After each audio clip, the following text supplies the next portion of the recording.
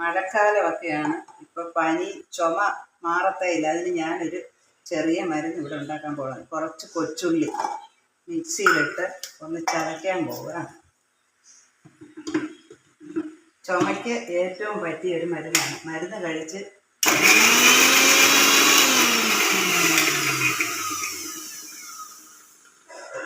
കഴിച്ച് മാറാഞ്ഞിട്ട് ഞാൻ ചെയ്ത ഒരു പൊടിത്തൈരാണ്.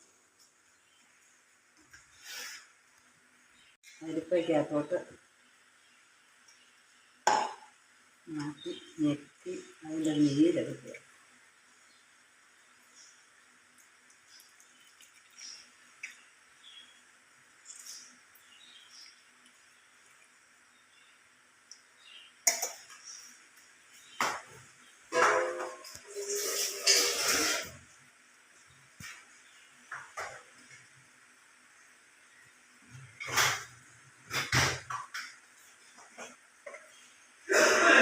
ഈ നീരിനകത്തോട്ട് ഞാൻ കുറച്ച് മഞ്ഞൾപ്പൊടി